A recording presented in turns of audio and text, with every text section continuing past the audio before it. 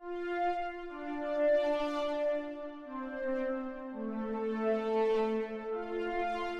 everyone, and welcome to the 20. Well, now that I plugged my hard drive in, I can tell you which one it is. It is the, I believe, 24th. Oop, no, wrong folder. That folder. SWW episode. Yeah, 24. I nailed it. Ooh, episode 24 of the SWW show. That's Yep. exciting times. So that means, I guess this counts as 2 years. I don't know. I don't know how math works. Math is confusing. I'm Mike, by the way. Well, and I'm AJ. We at one point were doing more than one a month, so. No, at one point I think we skipped a month, but we skipped a month. The movie club. It got real weird at one point, so we're figuring this all out. Yeah. So we're just gonna stick with that. We're gonna pretend that's true. We're at like 100 episodes if you add both main shows, Hmm. our F1 show, and then interviews. We're roughly at 100. That sounds about right. That sounds about right. So, AJ, how is it in ye old Michigan? Good. Um, Considerably less humid than Florida, and uh, actually, temperature-wise, it wasn't too much different. I mean, it was 90 yesterday. Ooh. But, yeah. That's exciting. It is. Yeah, it's not atrocious. The hurricanes passed west of me, so it cooled us off a little bit, but warming up. I work on starting to move next week, which will be interesting and a Yeah. whole nother feast. So that'll be fun. You getting a U-Haul and just driving it up, or Oh God, it is. I'm moving my car up 1 week, coming back down, and then getting the U-Haul and moving everything else. just remember those U-Hauls are basically giant parachutes on the side. Yeah. I have to go later today. I'm gonna go buy ropes. Because I have moving pads with the U-Haul. I'm gonna get some ropes so I could like tie stuff in a little bit better because I have to do 1,000 miles. Well, just get they're called tie-down straps, Hmm. ratchet straps. Just get those. Yeah, I think I'm gonna run to Lowe's and see what they got. They should, well, and I would check with the U-Haul that you're renting from because they should have the straps that fit into the Mhm. frame They had- for. Yeah, they have the fancy like walls or whatever that everything you could tie together. Yeah. The slatted walls, I think they're called. But no, that'll be exciting. I have to go up there to Eleanor, then we're stopping at my roommate's parents' house, and we're picking up a bunch of stuff from her parents. So then I have to load the truck, and then we're gonna readjust the truck to load more stuff in the truck, and then drive the rest of the way. Here's the thing. I can probably correctly assume that more than 99% of our audience has never seen either of us in person. Okay. Mike is not the person that you would think of as being a mover. I can drive a moving truck. I'm not actually concerned about driving it. No. I've driven enough miles in my life. I could drive a truck. Like Oh I'm no, not. I'm not talking about that. I'm talking about the moving stuff and It'll take a small army. yeah. Okay, nice. So yeah, I guess let's start this correctly. AJ, it says here you have been playing ye old Microsoft Flight Simulator. I got asked the first question. Did you fly into your Hurricane Laura like apparently everyone else was doing?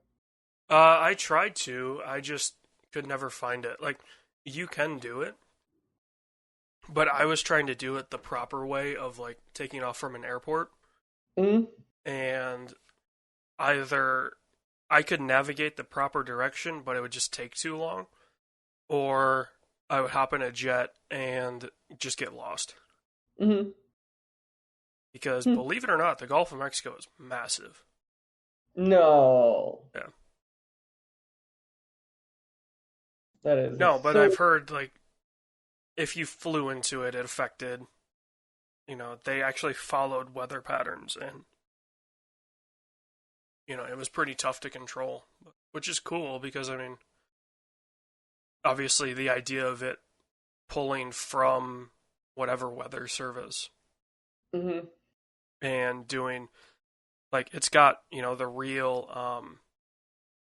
like air patterns and uh It's got wind patterns, air patterns. I believe it's got like cross shear patterns too. So like when you're in the mountains, the Hmm. wind kind of swirling around in there. So yeah, um, I don't know if it accounts for humidity or not, because that's actually something when you're flying smaller planes, especially Hmm. you have to account for humidity. But yeah, I mean it's beautiful.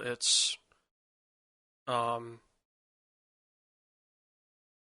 it's incredibly difficult to control if you put it even on like so. There's like a beginner which you can fly with an Xbox controller. There's like a mid tier one, and then there's realism. I fly on the mid tier one. I've got a flight stick and a throttle. It's difficult, Hmm. but yeah, I mean, I think the only thing that I noticed was, and I'm not sure if it was the game or the fact that um, my computer was on the fritz because of some weird Windows update that may have broken part of my system. Um, but it wasn't running as smooth as I thought it would. Because like I did it Okay. on high. And you And should be able to run high, I assume. hmm? You should be able to run high, I assume. Yeah, I mean I should be able to run it on ultra, but because I've got a 1070, I've got 32 gigs of RAM, I've got an i7 Hmm. at 4 gigahertz, so I've got power to spare. Um, so I should be able to run it, and my main monitor is 1080. It's 144 hertz, but it's 1080. Hmm. So I should be able to run it just fine at that resolution and at least 60 frames. Um, but it said I just did the default, like it was we're going to analyze your system and tell you what it should be, and so I just left it with that, which was the high. I've heard though that this game is destroying computers. What do you mean? Like guys that should be able to run 4K ultra at 60 Hmm. are running like 4K ultra at, if they're lucky, 30. Why is it just because they're processing too many things at once? I have no idea. It doesn't seem to be one thing. It seems to, like, if somebody put out like it's okay, it's not maxing out GPU, it's not maxing out CPU, it's not Hmm. maxing out RAM. It's just like a combination, I guess, of whatever. But plus, I mean, you're also kind of limited to what your internet is Hmm. to do the streaming assets. So, if your system can run 4K, but maybe your internet Oh, start killing can't it. stream in 4K, maybe So it's wait, is it always online? no, there is an offline one. It just It's does it won't significantly do. larger Okay. because it downloads the I think the low resolution Bing Maps. Whereas if you stream it in, you can stream in at uh, whatever your resolution is set at, Hmm. whatever your detail is set at. So yeah. That is okay. Then and what is that? I have to ask the other question. So apparently there's been a trolling thing of everyone's been going to friends' houses and just crashing their plane into it and sending pictures. Have you done that to people? No, because I've been crashing trying to land. There's an achievement to land on a runway that's shorter than I think 2,000 feet. And I assume it's really hard. Um, well, I mean, if you have the right plane, it's easy. But they have one in the game that's like, so they have for the base game. I forget how many airports it is that they've hand modeled. Hmm. So it's not just the Bing map modeling. It's they went in and hand did it, and basically, like if you want to get into Flight Simulator, it's on Game Pass. Hmm. So if you wanted to just try it, I would go with that. Otherwise, there's no real reason to get a higher version of it because all it is like I think even if you get the ultimate version, so $100, Hmm. it's, I think, 2 more planes and like 4 more airports than base. Hmm. And then the mid-tier one is like 2 airports and a plane. So if you try it on Game Pass and you're fine with what you have and you wanted to buy it, you don't have to go all out. Hmm. Which is nice. But anyway, so the short runway one is like 1,200 feet, so it'll be difficult, but it should be easy to do with a small plane. The problem is it starts you like crossing over a mountain, Hmm. and for whatever reason, my I think among other things, I'm like fully maxing out my power supply because I was having issues with like my PC wouldn't boot if I had everything plugged into USB, so I was just taxing it too much. So I'm wondering if I was overloading like the USB bus or something like that, and so like my flight stick would take a second to start recognizing, Hmm. but you basically need to be on controls instantly with this scenario because otherwise you crash right into a mountain. So that's what I was doing every time. Hmm. I would say though, if you're going to look into this game, be ready because even though it downloads, for me it was a gigabyte download the game, or maybe 10 gigs. It was something very small. But then it's a 100 gig update Hmm. that you have to download. And that took like 4 hours. Which is Wow. about, I mean, it took me like 2.5 to 3 to re-download GTA, which is 100 gigs. So, Hmm. um, it wasn't, out of the ordinary to be that long, but it was a little bit longer. And then the notorious, like, the loading screen can take forever. Hmm. But, yeah. It is a major improvement over Flight Sim 10. But that game Is was that the released last in one? 2004, so, Okay. I was gonna say I thought or that was a 2008 while. or something like that. It was a long time ago. Okay. Interesting. Okay. Nice. So I have poked at a couple ones. The first one is I was poking at Fall Guys, which I assume everyone's familiar with because it's apparently the most successful PS Plus game in history. Uh, it is really fun. Do you mind? It reminds me of like if Gang Beast was a little more like less buggy. No, this is Wipeout the game. Oh, there's literally one map that is literally wipe out the game. Well, but I mean, like this game is Wipeout. Like, yes, there's the one like the sweeper Hmm. that is literally ripped from Wipeout. But this is what you would make if you didn't have the Wipeout license and wanted to make it like, fantasy instead of real people. Hmm. This is it's also like I do enjoy it, don't get me wrong. Like it is fun and there's a lot to it. It definitely is like I feel like playing by myself isn't too fun, like you have to be in a party. I didn't have a problem playing by myself. Really? Okay. Yeah. The other thing with it is just I wish there was more control of like I wish I could control my group a little bit more, like maybe just play with my friends. Like there's just a lot of those things where I just kind of wish there was like maybe we'll get them sooner or later. Just I wish there was more fine tuning. I was gonna say I have a feeling there's gonna be like if you follow their Twitter, it sounds like this game is on fire constantly. I can imagine. Like because prior to the servers, I was so overloaded based on what they expected. Yeah.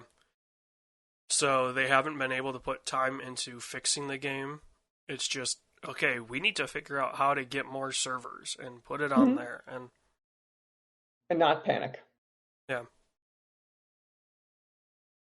Which congrats to them for raising however much it was for that um Oh yeah, the charity thing. the charity thing. Did Mr. Beast win that? I Because he was assume in the lead at so. like 130 grand, and then I just Like I'm stopped just gonna following for him. assume he did. I didn't even look. I'm just gonna say yes. Yeah.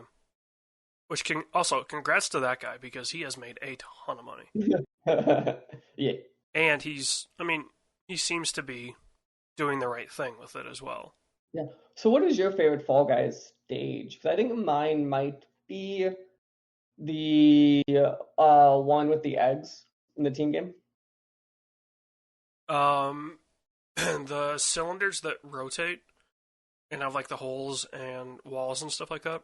Are you talking about the one where like there's like eight of them, you can jump between them, you can't fall off? I think there's only four of them, but yeah, Oh, but you know, not like, it's that one where you kind of like there's like yeah, a bunch of you, and it's usually it's limited like 18 or 12 people or something. yeah, Okay, because that's easy. Like, it's not hard. And the issue when you have someone screwing with you, but yeah, it's not atrocious. well, you just go to ones where people aren't screwing with people. My brain literally can't. I just can't understand how to beat the one where it's the obstacle course where it has like the multiple levels of platforms and the slime keeps coming up. Yeah, I think you have to climb, which there's a lot of that game that is never explained. Like that's a good. So like a lot of them I think are similar, but it doesn't have to be. But like some of the other ones, I'm like, there's some where it's like it feels like they should explain it a little better. Well, and like if they said, okay, there is some like there is a limit to where you can jump and be fine. Hmm. If you pass that limit, then you jump and you clear it, but you'll fall on your face. Like, okay, if you're gonna have that, at least have it be a dice roll Hmm. where the character could just like run out of it. Because if you're gonna have this kind of real life physics simulation, excuse me, with the character, that's what would happen in real life. It is a dice roll of, okay, this is a further jump than just like basically stepping over something, and there is a chance that you just you clear it, go to take a step and fall on your face, but there's also a good chance that you clear it and then you just continue your momentum. Hmm. Um, and then there's the whole like dive thing, and I'm like, okay, like I tried it at one point, but it didn't work. Like, so I don't know. Yeah, no, it's a fun game. I think it's one of those party games that'll stick around forever.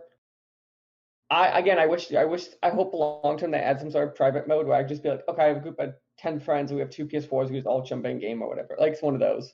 Here's the problem that I see. Any of these games that have like, okay, we need X amount in a lobby,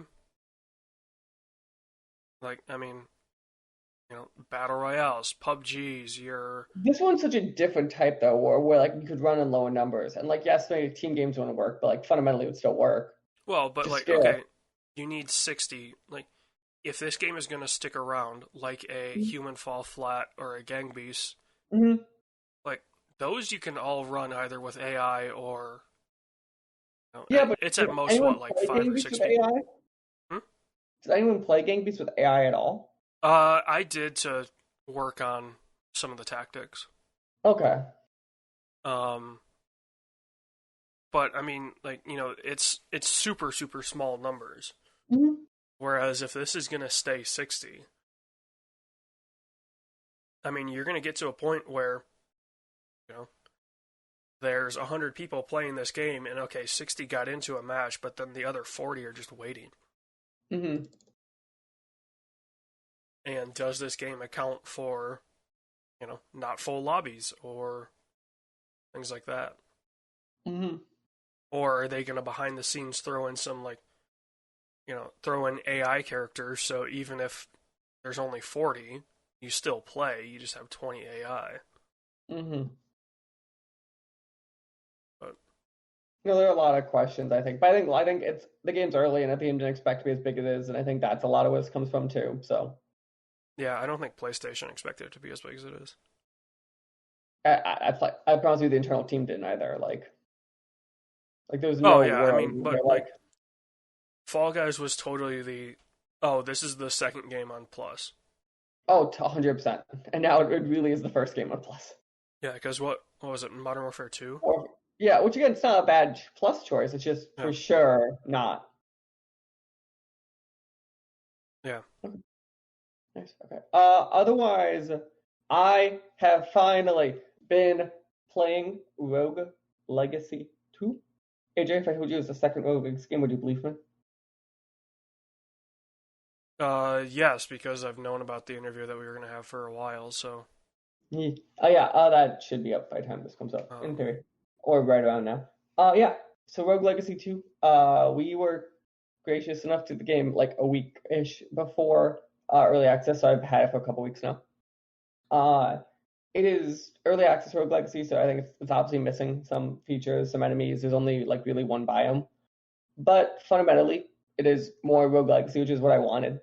It improves a couple things, I think, of like enemy variety and like mechanics.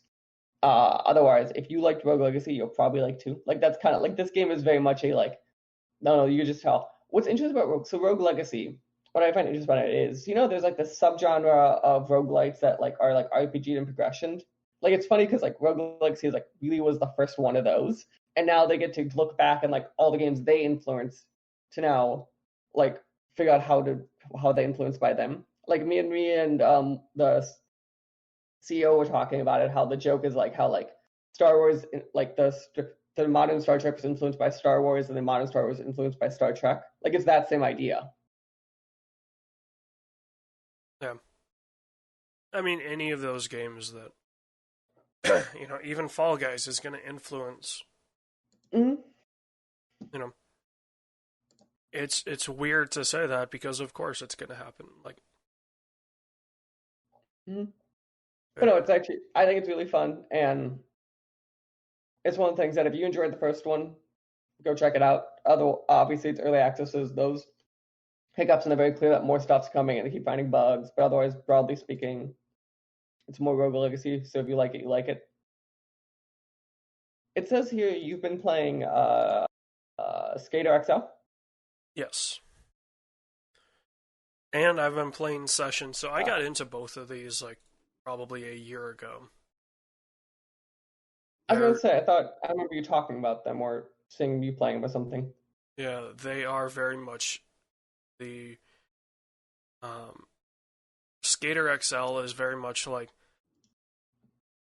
if Skate came back, Mm-hmm. which obviously Skate 4 is coming, but it's that same kind of control style, but you're controlling both your feet, so like I've got it set up so it actually is color coordinate. It shows you which foot you're controlling Mm-hmm. based on the sticks, which is nice. Um, but yeah, it's that same skate style of okay, you're using the sticks and kind of how far and how fast you drag them or flick them is the like what trick it is. Mm-hmm. Um, and the reason I've been playing Skater XL more is because it launched 1.0 in July Hmm. at the end of July, so I've just been into that. Um, I would highly recommend anybody that wants to play this pick it up on PC Mm-hmm. because there is a decent sized modding community for maps and decks and trucks and wheels and grip tape and clothes and shoes and socks and people and everything. Yeah. Like I've got my character right now has got I think a Quicksilver shirt. They must have signed a deal with Dickies because Why? there are licensed Dickies in the game. Like there's a bunch of licensed Interesting. stuff in the game, but there are licensed Dickie pants in the game, so that's pretty cool. So I'm wearing those. I've got Air Jordans on, AJ1s. Those are a mod. The shirt's a mod. My entire skateboard is a mod. The Mm-hmm. deck, the grip tape, the wheels, the trucks. No, the trucks are in the game, but yeah, everything else is so. Hmm. And they've got all kinds of maps. They've got maps that are like um, the Vans Huntington Beach competition. They've got Street League in LA. They've got, so they've got smaller maps that are like events that you see on TV, or they've got like entire sections of cities and things like that that these people are working on. So it's definitely pretty cool to see like this community has wanted a game like this for a very long time. Mm-hmm. Because I mean, even like Skate 3 didn't have the capability that this does in terms of being able to import your own stuff and stuff like that. But I mean, I guess Thug Pro is the skate game to play on PC still, because I mean, Skater XL is pretty empty when it comes to the base game. You really need to put in the effort to join the Discord, find mods, find what people are working on, things like that. Mm-hmm.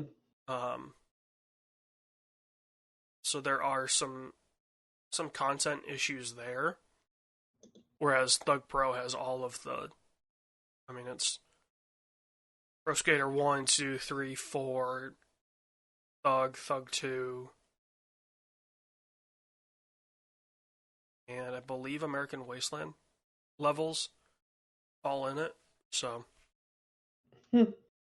yeah. But Session is the game that you want if you want to make a skate video. Really? Yeah, because there's an entire side of that game is the camera and the replay and like cutting together skate videos basically in the game. Mm-hmm. Which is pretty cool. And they've got the same, same modability, but it's definitely Session is the deeper game. It's got more stuff in it, but that's mainly on the replay side. Whereas Skater XL is the more polished game. Nice. Is there any, so if you had to pick one, which do you recommend more? Skater XL. Okay. It's easier to get into, and once you start modding it, it's pretty fun. I mean, like, the base levels are pretty cool. They've got, like, a downtown LA, and they've got, like, a mega ramp setup and stuff like that. So they've got some cool maps, but I think there's only 5 in the base game. And one of them is the one level they had when the game was in development. Mm-hmm. Okay. That's all I think we really have. I've done more Warzone, but Warzone is Warzone. Oh, I've been playing Madden 21. I just started that, so I've heard not great things. it's buggy as hell. So that is what I've been hearing, is that is not one of the better. I've heard, but I thought most Maddens this gen have not been great. So 21 has the same bug that 19 and 20 had. Excuse me, in the early release on PC, where basically if you get tackled by a defender, for whatever reason, it grabs the face mask. So you're always getting 15 yards tacked on due to face mask penalties. That being said, it's super easy to just Y shallow cross every play, and your drives are 3 plays and you're scoring. Mm-hmm. I mean, they've got, I think it's called Base of the Franchise now. They're kind of be a pro mode. And without fail, the easiest play in that game to exploit is slants, and then you just wait until your one receiver is almost on the sideline. They're going to be wide open. You bullet pass to them, catch and run, and you score. So I mean, my franchise or my face of the franchise games scores are like 56 to nothing at half Wow. because, and I just play the offense. Like I can make it worse if I play defense because you can generate turnovers and scores. Mm-hmm. But yeah, just exploiting slants, wide shallow cross, um, the the improvising that like when the game starts to break down because you're taking too long to throw the ball and running around with it, waiting for a receiver to open up. That's when it. Oh, that game breaks. Like you'll just get a receiver that's wide open with like nobody around anywhere near them. Mm-hmm. You throw it to them, and then they just basically walk into the end zone. Wow. I mean, my face of the franchise guy. My last game that I played threw 6 touchdowns and had over 700 passing yards Mm-hmm. because I just exploit the game. Yeah, that doesn't sound like it should be that way. And I think I simmed the rest of the game like halfway through the third quarter. Hmm. So I generated over 500 passing yards in the first half. Hmm. It was ridiculous. And at that point, like it's not fun. Like once the challenge is gone in Madden, it's not fun. Which Yeah, is that weird might to say. like so like bad comparison, but reminds me of like when I was younger, I played like some of those Mario sports games, and like when you realize how to break those systems, I'd be like, I'm playing like the baseball, and I'm like, okay, I'm at 100, and I have 0 strikes. I'm at 101 like runs. Like, what's the point of this? Yeah. I mean, I guess there is a like with the Wii Sports game, with that baseball game, trying to break it, trying to get 99 runs was actually difficult. Mm-hmm. There was some RNG and stuff like that in it. But with this, it's just like, okay, run this play, wait until the receiver gets open, Mm-hmm. and then throw it to him, and you're gonna score. Mm-hmm. It's just it's sad to see that this is the simulation football game. Mm-hmm. Um, because it's really not a simulation. Like the defense doesn't really change. Right. Like, I guess they'll kind of change if like, if you run a bunch of run plays, they're gonna blitz more. So then you can play action and throw, but if you throw, they don't change. They're just gonna run zones and you just exploit it. Mm-hmm.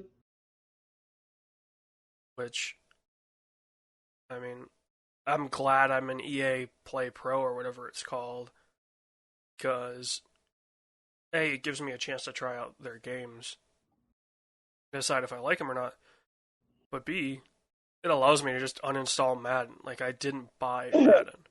Yeah. So, yeah.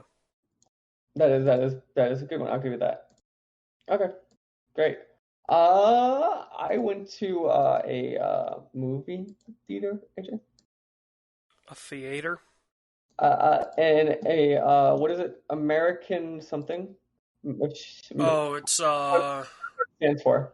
it used to stand for American Moving Cinema or something like that. Yeah. I went to an American moving cinema.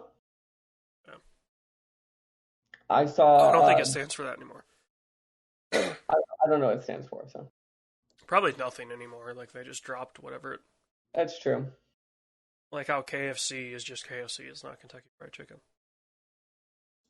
Wait, what? Yeah. Okay, we're gonna. I can't handle that anymore. Yeah, so I That saw was that. years ago that happened. I don't like that. We don't talk about that. It stands for Kentucky Fried Chicken. Thank you. So, yeah, I saw the Inception 10-year anniversary in IMAX, and we talk about how like the Tenet preview tied to it also. Did anything change? So how it works is they block off every other row. No, I'm sorry. No, I mean like from the movie. Like, No, Inception is Inception. It's the theatrical run of Inception. okay. It's the IMAX version, but it's the Inception Yep. run at Inception. So, and then I think there was like a trailer. It was some weird things with the trailers because there's like no movies to actually put trailers for right now. Well, and the best part about going to IMAX movies is you only get like one or two trailers anyway. Right, but especially right now, they're like, "What the fuck do we run?" Yeah. So that was exciting. I enjoyed being in theater again. And then yes, you wear a mask the entire time unless you're eating or drinking. And then it was actually decently full for the standards they set for being full. Because it ends up being, I think, about 30% capacity. Yeah, I mean, I'll probably wait. I mean, I'll go see Tenet in a theater,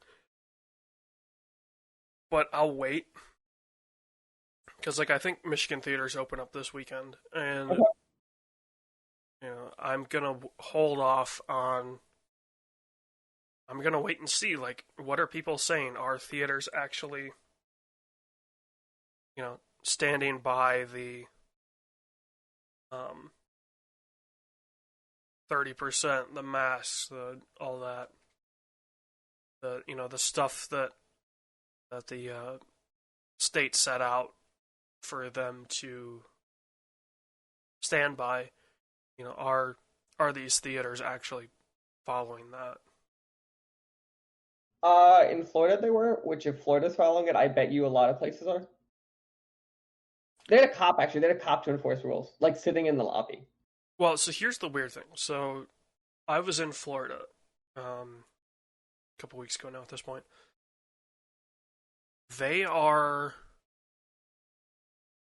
and maybe it's because they are kind of new to the mask mandates and stuff like that. Mm-hmm. They seem to be much more okay with it.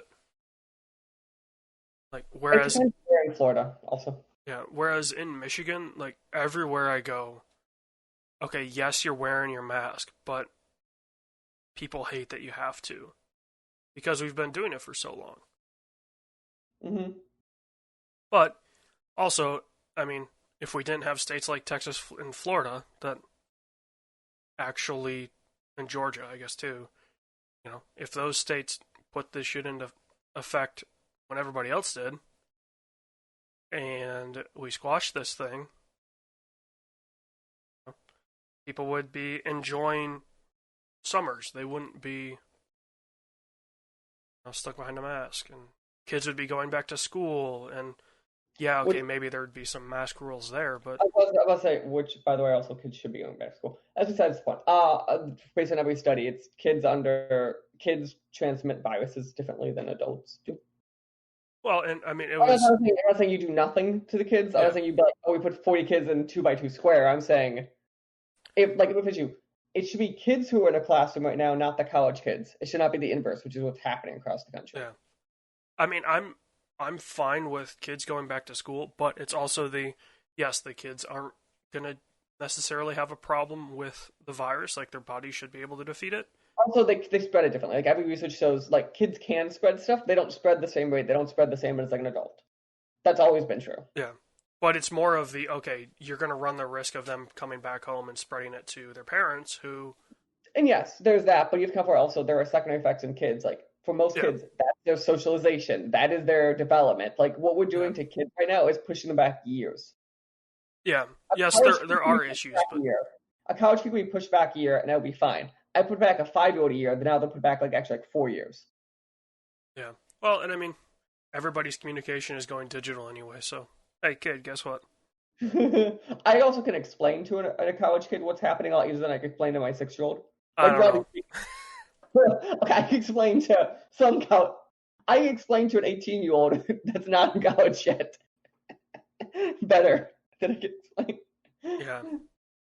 Yeah, my brother's in college and they're currently one of the schools that are going back face to face. And he is just a cocky son of a bitch about it, like, and all this. And like, we were talking about how schools are suspending students that were violating mask mandates at parties and things like that. And he's like, well, they can't do that. That's against the rules and against the law and stuff like that. I'm like, dude, you signed, a student agreement to go to that school. Also that, and also a lot of schools. Again, I don't know Michigan per se. A lot of schools have been like yes, even if we're in person, there are ways if you feel uncomfortable to do so. Like, Oh yeah, I mean, like these schools are trying their damnedest to accommodate everybody. Like schools around me, like I've got in the cul-de-sac that I live in, I've got a high school and a college teacher, and actually an elementary school teacher as well. mm-hmm. And um, the high school teacher was telling me like, yeah, we've got like 2 or 3 kids in every class, like every hour that he teaches chemistry. He's got 2 or 3 students in every class that are remote, so he has to accommodate for them, like you know. And it's like, okay, like I'm glad they're doing that, but But it's obnoxious. these It's obnoxious. I understand their safety, like why you should. I'm not saying you shouldn't, but like there's a lot of weirdness right now well, in general. I'm more pissed off at the parents and the kids that are like, you know, and maybe it's because of where I live. It's very much a not necessarily affluent, but certainly middle class area. Yeah, you're in a very good, I think, solidly middle class area. Is probably what I would say. It's probably a little below, but you're probably solidly middle class where you live. Yeah, it's very much a me area, Hmm. and everybody wants to be catered to, but it's like, okay, on both sides, the kids that are in person and the kids that are virtual, like there's going to be compromises.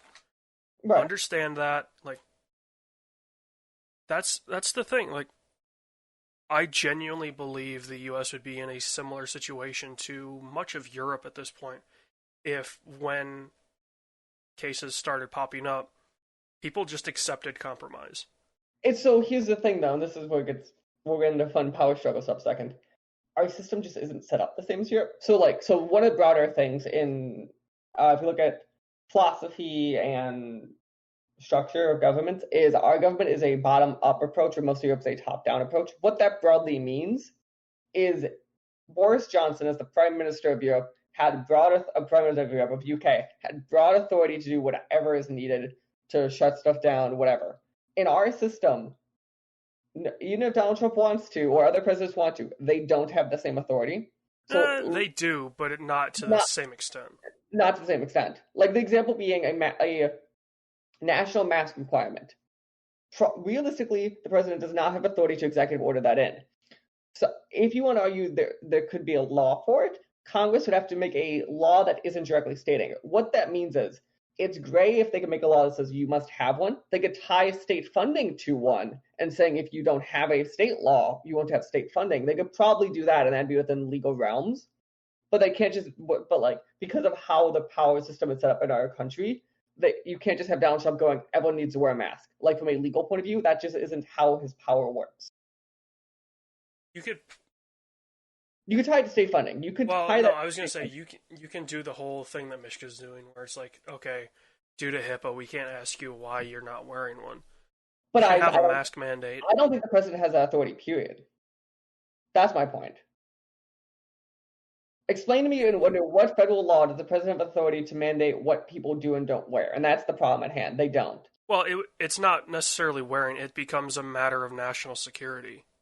It's the issue is how broad you take that term and this we have never defined national security as a health concern before. We've defined state security as a health concern. We never defined national security as a health concern. Which, let's be real, if one administration was going to bend the rules of national security, it would have been this one. And it sounds like it would be the Biden one also, because both of them are. That's Biden said also. Well, but also I think Biden is saying that because he's like, it's ridiculous that it's taking as long as it is. So I just based on my understanding of the constitutional law, and obviously not actually a lawyer here, I don't think the president has that authority.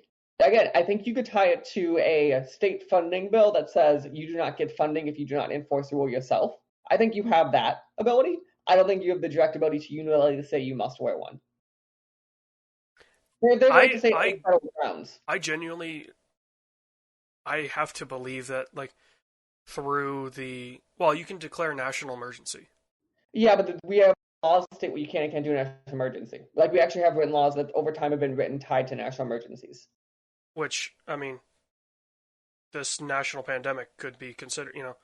There are grounds, I believe, with at where it's gotten to now that you could declare national emergency, but No, we're in a national emergency. The issue is we don't have laws on the books that says a president can enforce a mask mandate.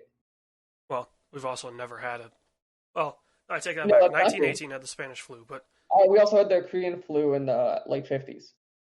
which wasn't that big. Like not compared to what the Oh, yeah, Spanish yeah. flu and But the point was the Spanish flu, we did not try, we didn't do a national mask mandate. Like localities did mask mandates in the Spanish flu, for example. Nationally, we never did. they also didn't know that masks helped at all in the Spanish flu, which is They hilarious. so did. That's why Philadelphia, one of the cities had a mask mandate, one of the big ones. Well, Which no, city? they were just they were throwing everything at it. They're Oh, like, yeah, they were throwing shit against the wall. But yeah, the point was, like, if we would have had a law written, it would have been at that time, and that's when Trump would have touched into. Since we never had one written, and since then we never hit a pandemic, we never would have written one because, of course, not. yeah. Well, and I think the only reason that there wasn't one written in 1918 and 1919 was the science just wasn't there. Like, And there are reasons why it wasn't. My thing is more, I'm saying broadly speaking, that the president, even if they want to, can't just make up laws. They at least have to pull from something that exists.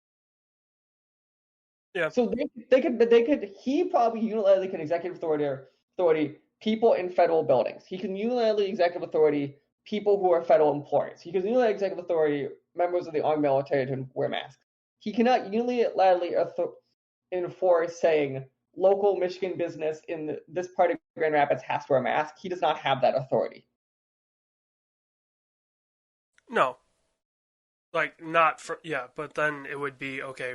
We're tying state funding to a mask Yeah, mandate. no, I think you could tie state funding, which tends because it's funding and has to be from Congress. I think you could probably do that, but that's most things that are you can't actually do on the federal grounds. We tie to state funding because we're not saying you have to do it. We're just saying we have strings attached to this money. Well, that's the speed limits in national Yep, drinking age are tied that to is state funding. those are exactly correct. Both speed So limit and energy drinking age are a prime example of something that the federal government can't actually enforce, but they found a way to enforce. no, so I think there are grounds for them to do a national drinking age. It just never comes up. National drinking age, I think they could because obviously the amendments. The speed limit one is really hard to explain how they could. Yeah, especially because We have a thing called state roads. If they're all federal roads, you could do it, but yeah. we have state roads and locality roads. Like Well, that's where they would do it based on the interstate system, but then it becomes okay. Who funds the interstate? It's yes. mostly states. The So moment, unless federal government funds all of it, the states might be like, well, we fund this section yeah, right here. We do what we want to it. yep. That's in our fun history lesson since these all seem to go to it during COVID. I guess it's time we talk about me moving and it's fun and stressful. Um, Now for the big news. I guess we start with the sad news first. Uh, Sure. the Batman trailer wasn't as good as I thought it was going to be. Okay. Really, I actually really like it. I don't know. There, it's going to be weird to say. There was too much light in the Batman trailer. Yeah. I was fully expecting it to be a much like the scene where he beats up the dude. I was fully expecting that to have the same feel of the reveal, like that photo of the car, the Batmobile, and him, where it's just like a red backlight. I was expecting there to be, much darker in terms of just overall lighting, not necessarily tone. The tone was great, Mm-hmm. and I think Robert Pattinson's going to be a great Batman. No, I think it right there proved that he could do it. Yeah. I had doubts, obviously. I think this trailer, obviously, this trailer is a concept trailer. Like the film's very much not done, but like I think fundamentally, watching the trailer goes, oh no, he could be Batman. Like that's all I can think of was no. Yeah. And also Riddler as a villain that doesn't sound corny as hell. Jim Carrey sounds great. I also like how everybody figured out the riddle in the card right away. Yeah. But no, this looks. I think it looks exciting, and I'm excited to see where they're going with it because like like it's like we talk about. I think this. I don't know if you agree that like Justice League and Batman Superman, like Batman was not the problem in those films. Like I'm okay with the gritty Batman. The tone of Batman in those movies was perfectly fine, and in fact, I was glad that they went that way Right. with the darker Obviously, Batman. there's some issues logistically, but like broadly speaking, like Ben Affleck was not the problem, and it looks like Rob Pattinson's going to be more of a kin of a Ben Affleck Batman. I mean, Ben Affleck was part of the Batman problem. But you say this, but I don't know. Like I think he showed he could pull it off. Like, they never gave him stuff to work with. I think it was the problem. I don't think it was him. Yeah. Eh. I mean, he certainly has the body type for it, and there's the cockiness and the swagger there. I just like if you're going to go gritty Batman, you just need a Batman that just does not care. Like doesn't care about anyone, like is only doing this to revenge Oracle or something, tie it to an event, not just it's old Batman. Mm-hmm. And that's fair. And again, I think that's more of a looking at like how stuff was written more than anything else. Yeah. But again, I think what we're seeing is Pattinson looks like he could do well. And then let's just jump into it since we're talking Batman here. We got two other. So this is during DC fandom we're talking about. We got two game announcements there, which we knew kind of existed, but not in full terms. So Gotham Knights by WB Montreal, and then Suicide Squad by Rocksteady. Yes, thank you. So top level, I think Gotham Knights looks really cool, and I'm very concerned about Suicide Squad. Yes, especially if that's the art style they're going for. Yes. So let's start with Gotham Knights. So Gotham Knights, I was very concerned when they said that when I saw multiple people on that screen when they announced it, and then they clarified this in a press release after, and I'm fine with it. It's a 1 to 2 player game, not a live service game. It's basically you either play solo or as co-op. Yeah. Which I'm completely fine with. Yeah, like they've shown in those games that they can have like an AI companion because it had some missions with them, and it works fine. And I'm completely okay being like, oh, I get to be Nightwing and I have my friend who's Robin with me. Perfectly fine with that. I was very concerned it was going to be like a 4-person live game. Yeah, DC is going like here's where Marvel and DC are kind of flip flop of what they are in the cinema world. Mm-hmm. Marvel games, bar for Spider-Man, are god awful, and the Avengers game looks to be keeping that up. But in all honesty, I don't think Marvel had almost nothing to do with the Spider-Man game. I think they do have they have like a team that's in charge of the video games and like they have to sign off on shit. But it sounds like very much it was an Insomniac led like here's what's happening. Yeah.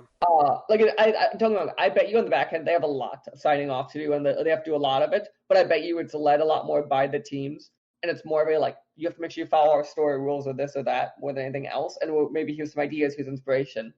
But it doesn't sound like they're like extremely hands on in the way of like demanding and like being like we're changing everything. It feels like Square Enix is doing that Avengers game, right? Yeah, it is the Tomb Raider team, Crystal Dynamics. I feel like Crystal Dynamics was very much like following everything that Marvel told, like, hey, why don't you do this? Whereas Insomniac was like, we just need you to sign off on things. Which is probably the way you should be doing it, for being honest here. Especially because if you listen to the way that Disney is, it sounds like Star Wars they're very demanding on, with something like Marvel they kind of like let teams be teams. Which it's weird that they're very demanding about Star Wars because EA has been pumping out dog shit with the Star Wars. That is, yeah. Yeah, no, that is something. So the other games we have is Suicide Squad, which is Rocksteady. So this has been the rumor for a while. And I think the idea of it looks like a mind-controlled, Brainiac-controlled Superman looks cool. The issue is, this art reminds me of, God, what's the game I'm thinking of? Sunset Overdrive. That's the game I'm thinking of. The other one is, what is the Avalanche game? Rage 2. It reminds me too much of Rage 2. Yeah, or like one of the Just Cause games. Just Cause I'd be okay with. This reminds me of like the Rage 2 sense, and like it's colorful and like the like ironic level sense, and like I think Suicide Squad can work like humorously and stuff. The issue is I don't know if I want like this like 4-person co-op live service Rocksteady game. Also, I mean, yes, I get it. You need Harley Quinn to be your kind of poster. Like obviously you have to. Like obvious. Like Yeah. there's no world we couldn't. My other issues though. So you could choose. So Suicide Squad in its history had like 50 different villains to choose from. These are the ones you go with. Like Deadshot, obviously you have to also. Yeah. But those are the you went with the other two Boomerang and villains. Sharkman. Like you couldn't give me a better choice. Which I understand Boomerang because he was in the movie. My issue is though, separate yourself from that film. Like I don't know what to tell you. Like Yeah. especially because it sounds like this game was like sounds like been active almost since like 2017-ish. Like by then you knew the movie was going to be a problem. Yeah. Well, like my problem with anything that has Harley Quinn as the main character Has to be is, Margot Robbie. well, no, she's so annoying. Yeah, like I wouldn't mind her like in it. So like obviously in the Batman game, she was a main antagonist in them, and like her in them was fine. So like, oh, I dealt with her for 5 minutes. I'm supposed to Yeah. hate her. Like that's fine. I don't mind hating her for 5 minutes. I don't want to play as her for the. Like, I imagine because it's a Rocksteady game, it's gonna be like 25 to 30 hours minimum just to beat the story. Right. If I have to play that entire time with Harley Quinn, no, I'm not playing this game. Mm-hmm.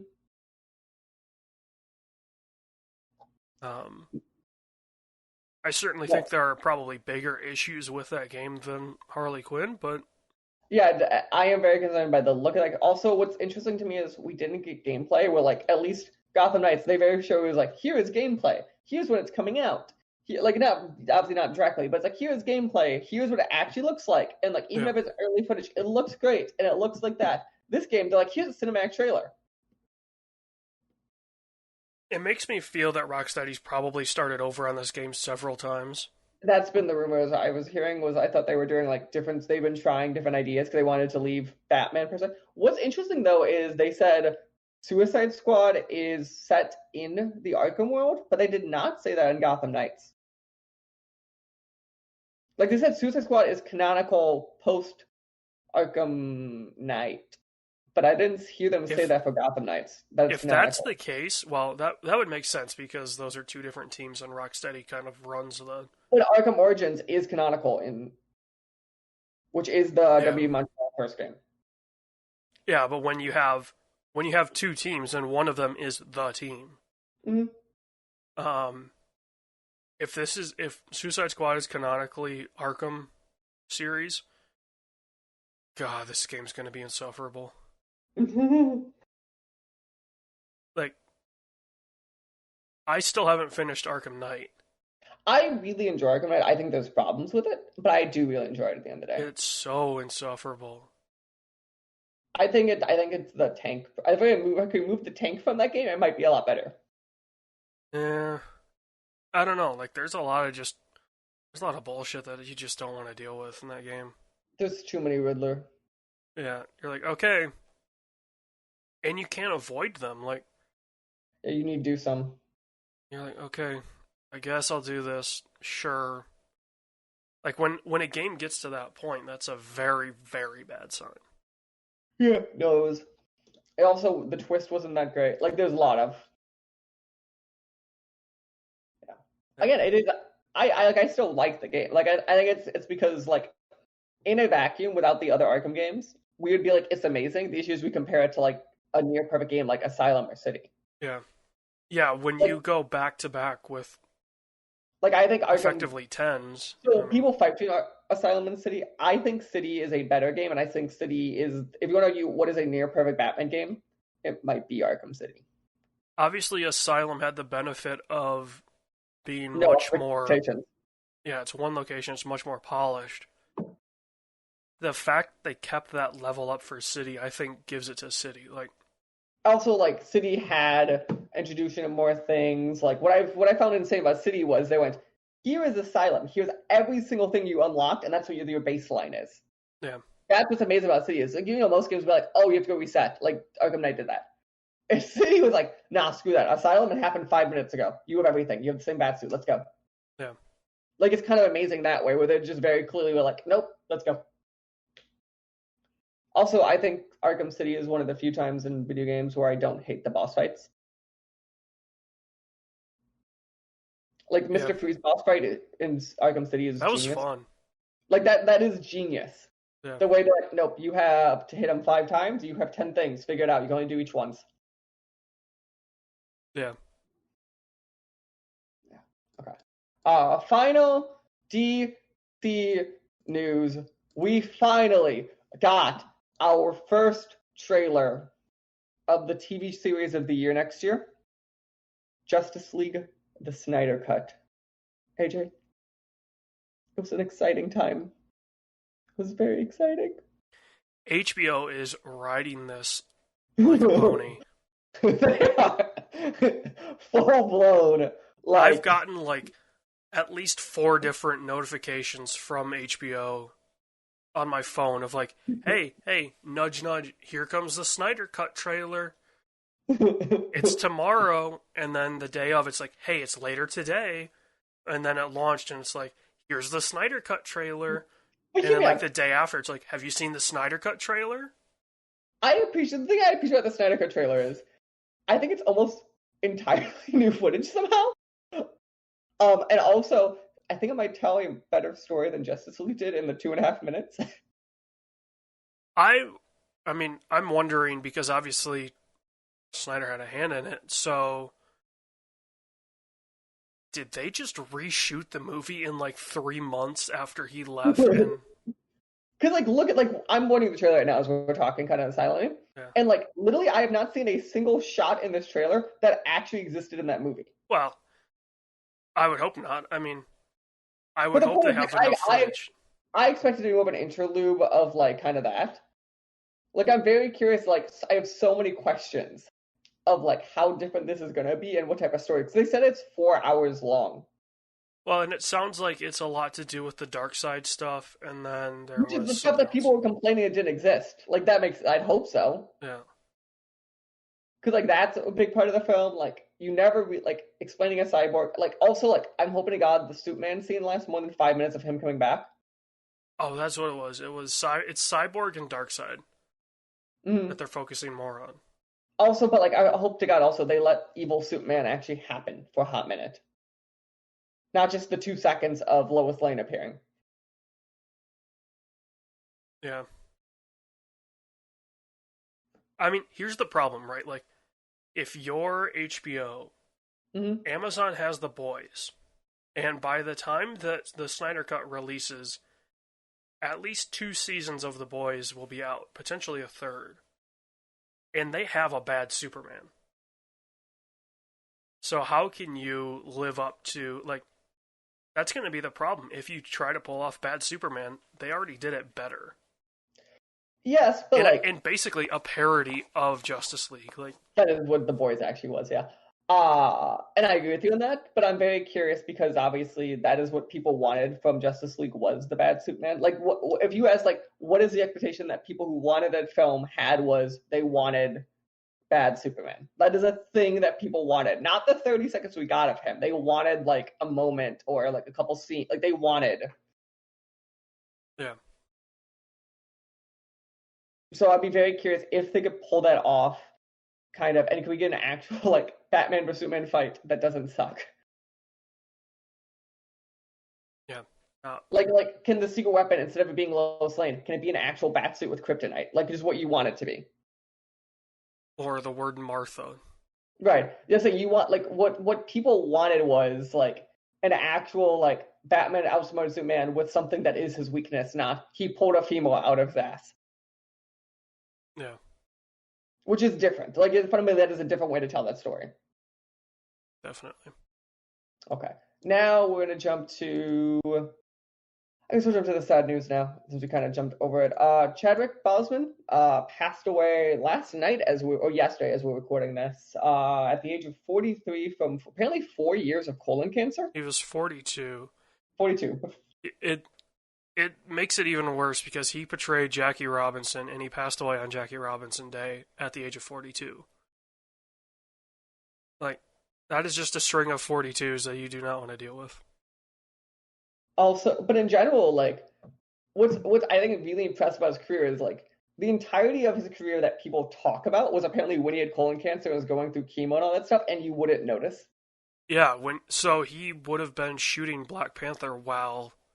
He did Black Panther, he did Marshall, he did Infinity War, he did Endgame, and like obviously Infinity War and Endgame back to back. He did Black Panther, went to Marshall, which is a very skinny role of Thurgood Marshall at the time. Like he was a very skinny, scrawny guy, and then went back to Black Panther while also doing chemo at the same time. Well, let's be real. Chemo apparently kills all muscle and makes you a very skinny person, so that may Okay, have but how helped. did he go? How did he go back to being Black Panther? Is the question. Have you ever heard of D-Anabol 25? Okay, yeah, but the whole point is like the idea that someone was physically able to do that and then keep the performance up in that way. Is very impressive.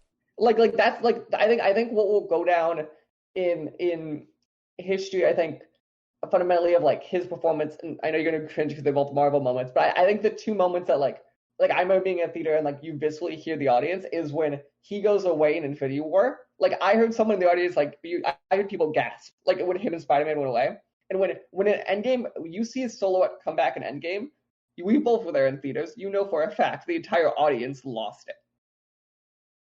I know for sure the audience that I was in didn't lose it because it was a bunch of old white people, but Okay, but generally speaking, like across, you hear those stories of like when his silhouette appears in Endgame, like people like that is like that moment in there when that film goes into high gear. yeah. So like that's what's interesting is like, and also like Black Panther obviously. So like he was part of like three of the top five most successful films in history. And based on how Yeah. COVID changed things, it might forever be three of the top five most successful films in history. Yeah. And also, what's I think obviously sad he died, but I think what's sad from his career point of view is like he probably will, but he would have for sure gone down as probably one of the great actors of the generation based on how his career was going. Here's my It's nothing against him. Here's my problem with when actors or actresses die fairly young Mm-hmm. and have like a couple of standout movies. Heath Ledger has the same problem. If you're going to claim they're the best of a generation or one of the best of a generation and they've only had 2 to 4 standout roles, Mm-hmm. it's tough for me it's tough for me to accept that. Like, I think so. Like minus Black Panther, I think we saw other roles that he did though that like showed he could easily. there was definitely the talent there, yes. It's just it wasn't able to be his trying to think of a good, like, I can only think of sports analogies, like guys that have stellar like 2 seasons and Mm-hmm. then retire because they get injured. Bo Jackson, perfect Mm-hmm. example. Bo Jackson was one of the most dominant athletes when he was playing, but then once he got injured, he went downhill very fast and then retired. There's a reason he's not in the NFL Hall of Fame.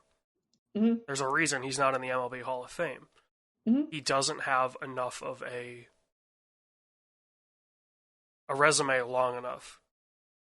And I genuinely believe like Chadwick Boseman, Heath Ledger,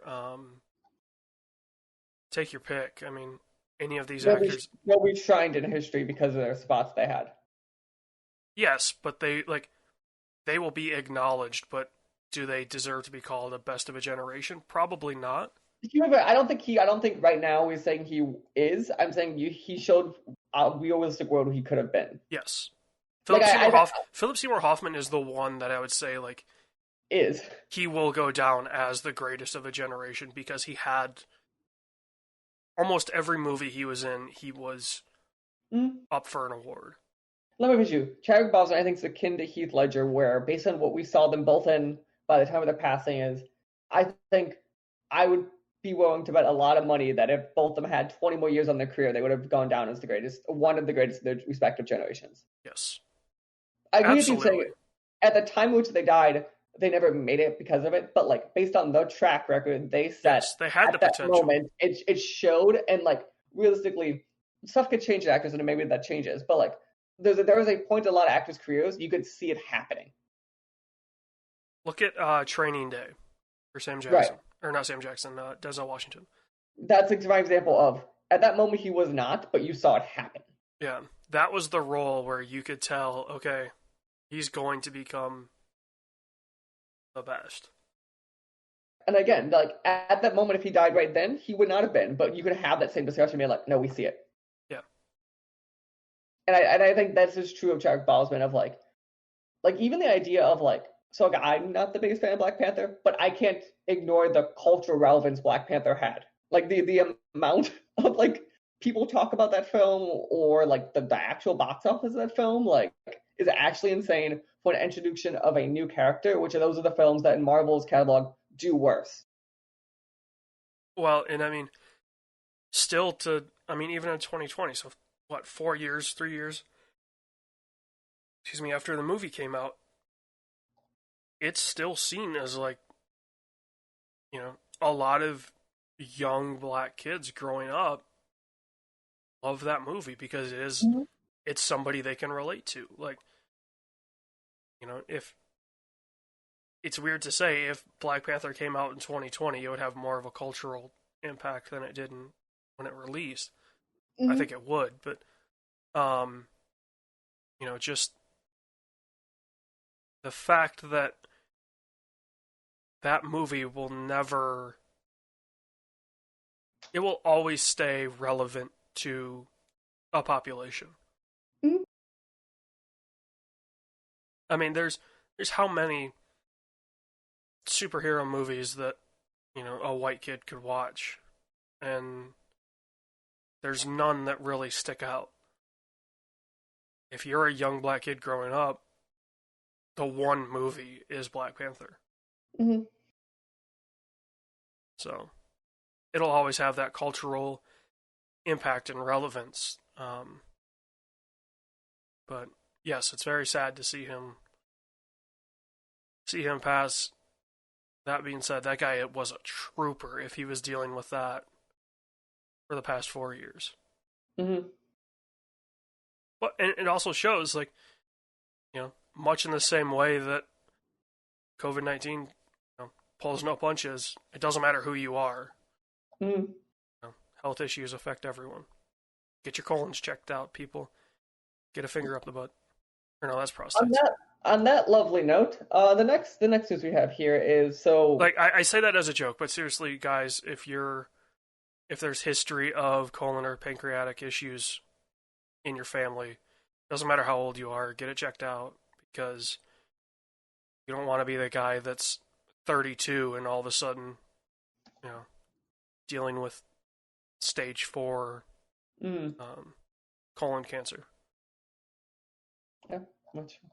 So on that note, jumping to other Disney news. So Disney Plus announced. So Disney is trying to test their bypassing of theaters now. Apparently, so they're premiering Mulan like as of this comes out episode. Mulan will be on Disney Plus for $30. It is a purchase, but you must have Disney Plus to access the movie. So it's effectively a $35 movie if you don't have Disney Plus. No, you need Disney, right? But so you can only forever though. You to access it ever, you have to have Disney Plus active. Yeah. So yeah, it's a $35 movie. Mm-hmm. Um, yeah, I think it's a little steep, but if you consider, It was okay, supposed to be Disney's most, so it was projected to be Disney's highest grossing movie this year. You have to count for also. well, I mean, that's not saying much. I was Um, surprised it would be higher than Black Widow. yeah, but how many people are going to want to go to theaters Mm-hmm. when Mulan is right there? Mm-hmm. Um, I mean, obviously 30 is a little steep, but when you start to consider, okay, this is a family movie, or It was Right. originally a family movie. Um, and that's 4 to 6 people that they would have had to pay for like $30. They're gonna go sign me up. Like that's If you got a cheap. family, it actually is cheap for that. Yeah, and I mean especially like I know a bunch of the moms in the neighborhood when Hamilton came out, they had Hamilton watch parties. Hmm. So if there's 10 people at a Hamilton watch party, that's 10 tickets that they didn't sell to the theater or the movie theater or Hmm. take your pick. Like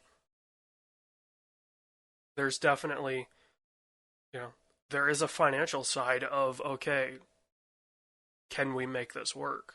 Hmm. And I will say I did watch the Hamilton thing. I was surprised they must have taped that show twice because it wasn't the PBS one. Interesting. Because like they shot the PBS one with the original Broadway cast, Hmm. and that was released like it released I think right after the show went off Broadway. Hmm. And this one, the Disney Plus one, has a few different people in it, and it's different shots and stuff like that. So I'm wondering if they just went and shot like because the PBS one is a live show. It's it's just the one that they had and they taped. It was like a matinee or something like that they taped. So are they, did they go back for this Disney Plus one and just shoot it in front of um an empty theater? Because some of the shots that they have were like crane shots and stuff like that, which if you were an audience member would have been horrendous. Hmm. But, yeah. It is definitely something. I'm curious how it's gonna do also because I think it would decide what happens to Black Widow as well determine. Yeah, where's the cutoff for Black Widow? Like Right. I think 100% it will determine what happens to it. If it does well, I expect Black Widow to go on this. If it does poorly, I expect Black Widow to go its ass in theaters.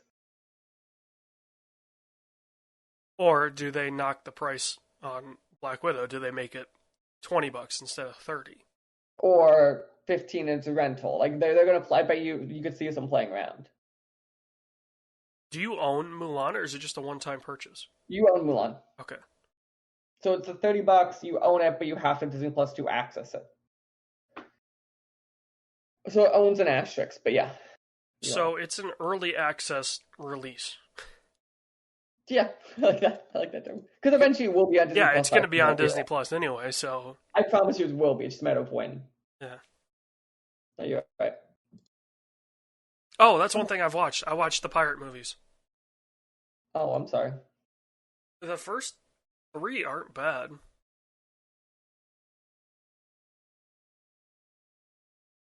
Sounds Yeah. good. So this is semi-older news, but I figured it's important we talk about because we've talked about XFL on this show a lot. So Dwayne The Rock Johnson and the company that he is an investor in, Redbird Capital, has bought the XFL for $15 million. Here's what I think the biggest part of this that obviously because Dwayne Johnson's tied to it, he becomes the number one story about this. It's the first sports It's the team. first league Yeah. to be owned by a female, which is awesome. Like, I am very curious what the XFL is gonna look like now. yeah, I mean, let's be real. Like, 'Cause Dwayne Johnson gets away with a lot. Like, his Titan Games show Mhm. isn't that good. It's way over the top, and like, it's not put together that well. Like, but because his name's on it and he's the host, it draws decent ratings. Mhm. So I'm very curious. Like, are they gonna, especially with the lack of like audiences and all that fun stuff? Like, what is this gonna mean? Oh, I mean, they wouldn't have done anything until 21 anyway. Like, But like obviously they feel they can make their money back and they're not be investing in this because you cover it's 15 million now, but there are still going to be player sal. There's still going to be a lot of costs tied to running this on yeah. top of the acquisition fee. The acquisition fee is the cheap part of this. Or think about it this way: are they just buying the name? No, they already said they're going to do actually. Well, they've said that. They say they want to run a league. Are they just squatting on the XFL name? That's Interesting. that's honestly what I would do. Like I would say, oh yeah, we're gonna think about starting up the XFL again. Just squat on the XFL name, wait, and once Vince McMahon decides that, you know, his dementia kicks in again and he wants to run the XFL, sell it back to him at $50 million And back end points or whatever. and you would just make a ton of money. Mm-hmm.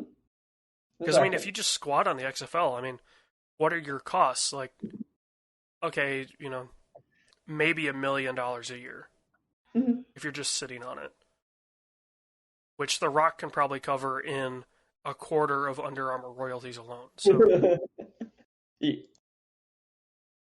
Okay. Other new news I have for us is so Hitman 3 is coming out in January. And two things. It is an Epic Game Store exclusive, which big deal. The other thing was interesting is the Hitman VR. well, so here's the thing. Okay, so Hitman 3 is going to be an Epic Game Store exclusive. Does Epic Game Store have VR support built in yet? Or is this Not that going I to know of. Right, this is the story I was thinking too. I'm like, I don't know if there is any other VR experience on the Epic Game Store. So is Hitman VR going to be through Steam? And No, they said it's just built into Hitman 3. right, so how is it going to communicate Because with it won't be because it can't be Steam VR at that point because you need like right? I don't know. And I mean, Epic isn't going to sign a deal with Facebook because Epic sees them as the devil, which rightfully so. But Also, what I find interesting, they announced it is going to work on PSVR also. which makes sense. I mean, Yeah, you're releasing a console version of that game, totally. I'm definitely gonna. I don't know about you. I am definitely gonna try to play like at least a mission or two in VR. Yeah, I'll probably play a Hitman 1 level in VR before anything because I know those levels the best. I do I want would. to play the I would Miami do one the. though. Oh, I was gonna do the suburbs one in That Vermont. that would be fun. Or the I mean, probably the most fun one would be Paris from the first one, Yeah, obviously, I because that's part. I think probably the best crafted. The and doing the Bangkok. Helmet Kruger as in Oh VR would be God, hilarious. that is fun. I was thinking the Bangkok. I think Vermont would be fun just because it's the most like it feels like an environment that everyone kind of knows and understands. Yeah, And that's why I think it'd be really fun because it'll feel the most like I relate to this environment in a weird way. yeah. I'm gonna wait for the compilations of people putting the rake down and accidentally hitting it themselves. Oh God, how many people like fall or like yeah no? There's gonna be a lot of weird. I'm very curious how it's gonna work logistically because like moving. Okay, here's what I imagine it's gonna be. Right, I have to imagine there's going to be either fluid movement or they're redesigning every level with teleport Yeah, spots. but like how do you account for that when you're running? Like there's so many questions. Yeah. I am excited to see what it does look like though, and it's definitely gonna make me do that way. I'll at Okay, least AJ, try a level or two out. I don't know if I'll play the whole thing. That's true. Yeah. Also, it's I keep getting Hitman 3 is January, which I'm hoping it doesn't get delayed. But let's hope it's January. In IOI, please sell that game through your store. Like, set up a store. Yeah, I don't want to deal with because you're gonna have to deal with a workaround to get VR working anyway. I'm very curious what this means. So But why not? Unreal Engine out of the box does support it, so I'm Right. just very curious. Does that mean they just kind of use those backend hooks into? But you'd still have to launch Steam VR or because How Epic doesn't have a do... headset. Yes, but so I'm trying to think when I ran. 'Cause I've done Vive development using Unreal Engine. I think it does launch Steam VR. Yeah, It's very weird. So I don't know. I'm very curious how this works. yeah. You Okay, you have to interact with the headset through something, and because they don't have their own headset, it is Steam VR. how do you Yeah, I don't look know. into it? So, Okay. So we have two big stories left, AJ. Which one do you want to touch first? let's touch the uh, let's call it rich kid pacifier. Got it. Okay. So there is a massive lawsuit going on right now of Epic Games Entertainment, I'm going to call it, LLC. I don't know, I just made that full title up. Versus the Fruit People, as my old professor used to call it. Call it Where alphabet soup. Alphabet Soup, I like it. Where Epic is suing them, claiming. So background: Epic has V-Bucks in Fortnite. They tried to bypass the Apple and Google Play stores because they're Epic and they knew what was about to happen. So in response, both of them kicked them off, and now in response, Epic is now suing Apple in federal court, claiming their monopoly and need to be treated as such.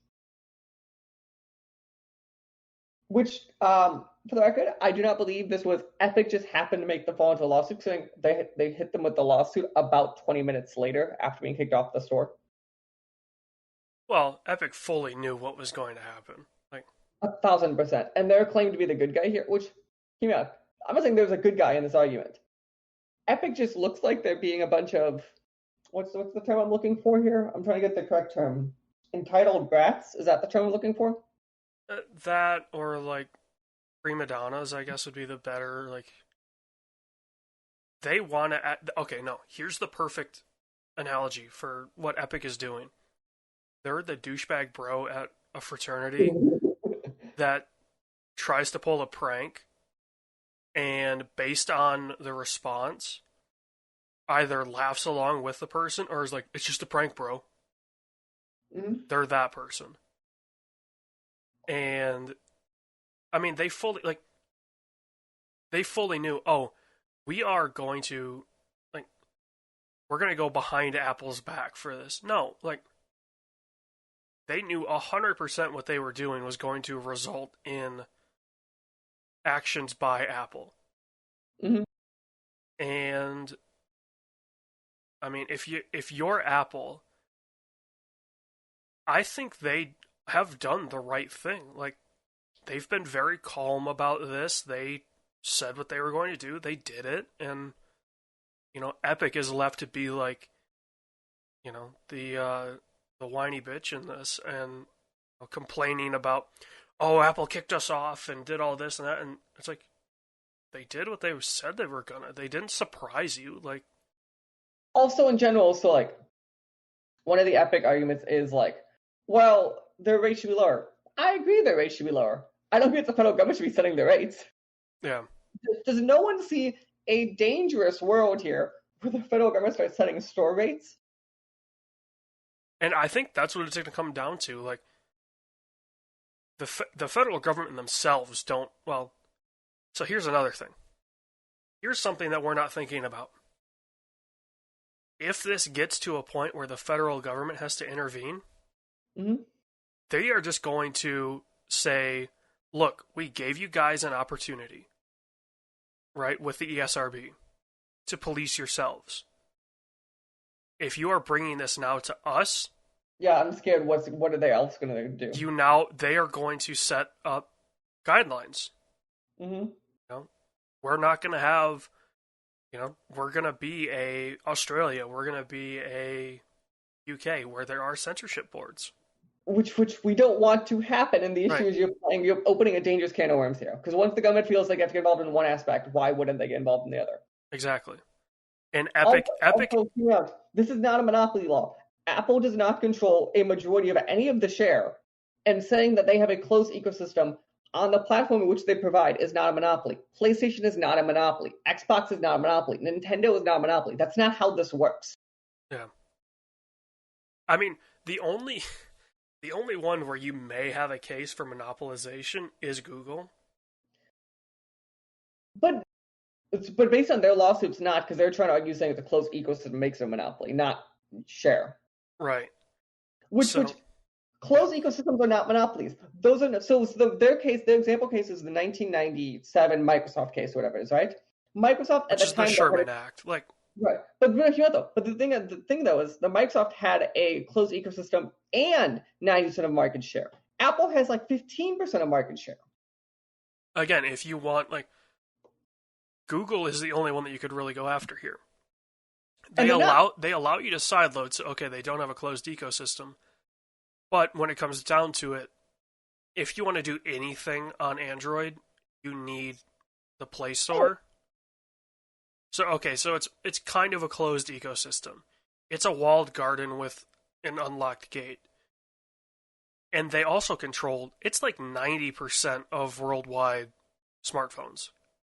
Control is literally like it's like 10 or 15%. Yeah. And again, hear me out again. Saying I have a technology with a closed ecosystem is not a monopoly. That is not illegal, nor should that be illegal. Yeah. That is saying PlayStation can't have a closed ecosystem, that Nintendo can't have a closed ecosystem. No, we've all accepted they can have a closed ecosystem. So here's the thing that they don't want, they want Apple to open up to put another closed ecosystem on an iPhone. Also, hear me the crazy part. You ready to say this crazy part too? The Epic Game Store is a closed ecosystem. Exactly, yeah. And I promise you, they want Apple to open up. Store. Yeah. They want Apple to open up so they can put their closed ecosystem on an Apple device. That's all Also, they want. Like, if I'm Apple, you know what the response I could make is? Fine, I'll move the App Store altogether. Like, with the game you're playing here is insane. they're trying. Okay, here's the thing, right? Epic is trying to put out a fire with one of those, what are they called? The bellows that stoke a fire. They think the faster that they move the bellows, more air means they can put the fire out. In reality, they're just making this fire bigger. And Google and Apple can easily just like call each other up on their, ultra fiber hookup between the two offices, because they have that. Because why wouldn't they? And just be like, hey, Tim Cook, you just want to buy Apple? Or not buy Apple. Do you want to just go halvesies on Epic? Like, we'll buy Epic, we'll buy Tencent, we'll buy the entire gaming industry. You just want to go halvesies on that? And Tim Cook would be like, yeah, sure, why not? Like, this is just dumb. Like, the issue with this fight is, it solves a problem, I think, having a problem, the problem began with is an argument. Should not be the government solving this problem, because all the things we just stated. Also, they're like, well, it's for the little guy. I hate to break this to you, when two giant guys fight, it's never for the little guy. Yeah. This, no matter what, like, first off, I think it's despicable that Epic is using their Fortnite audience. Yeah, their in-game propaganda is the most absurd thing to me. Yeah. They did the 1984 Super Bowl ad, like they did the Mac Super Bowl ad, but in Fortnite. Yeah. And it's like, I hate that they're doing that. I think it's despicable. Like, Epic was already a terrible company to me, because I think their leadership was just like... We disagree on some of the other stuff they've done, but this is one where I'm not defensive of it at all. Well, my problem is more with their leadership, like the Swedes and that. Like, it's the same problem I have with Gearbox. Like, their leadership are just a bunch of dude bros, and will say, like, oh, it's just a prank, bro. By the way, we have breaking news. What's up? Can I have a breaking news noise or whatever? No. Sony just announced they are expanding all their first-party titles to PC at some point in the next year or two, and their goal is to expand all first-party titles to PC. That makes sense. It makes sense, but it's the first time they've said those words out loud. I mean, the fact that you know, really, I mean, the what's the Gorilla engine? Got Decima. The fact that Decima worked so well on a computer just shows that. I mean, okay, let's think about their studios, right? San Diego is already cross-platforming MLB. Mm, Naughty Dog is working on PS5 stuff. mm, So, what harm is there in saying, "Hey, work the Naughty Dog engine to work on PC"? Um, who else? Bend is doing support for Death Stranding and um, Horizon on PC anyway. mm. So they're already working on it. Who am I missing? Gorilla's working on a PC game right now. They're about to release one. So Insomniac is the only one that you can think of as like, Well, there's like a bunch of there's like Media Molecule, which yeah, there's no way Dreams is not coming to PC. That is made for PC. That game engine. yeah, There are other. There's the London team that does all the VR stuff, which would make sense to transport to PC if you can. And there is a few. They have a few other teams. I just can't think of them. They have that new team that we don't know anything about in Santa Monica. They built. yeah. So I mean, there's they're in the perfect position to put forth everything that they have on PC And because anything at that point, you just get like you just find like some porting team. You just go, here's our entire back catalog. Have fun the next 2 years. yeah, Blueprint or Oh, I Bluepoint, was thinking Iron Galaxy. Iron Galaxy. Here's our entire catalog. Make it work. yeah, Because how much it'll cost them, they'll make enough money just in goodwill slash they'll for sure break even just by selling back catalog these. Because how much it actually takes probably to port some of the old stuff.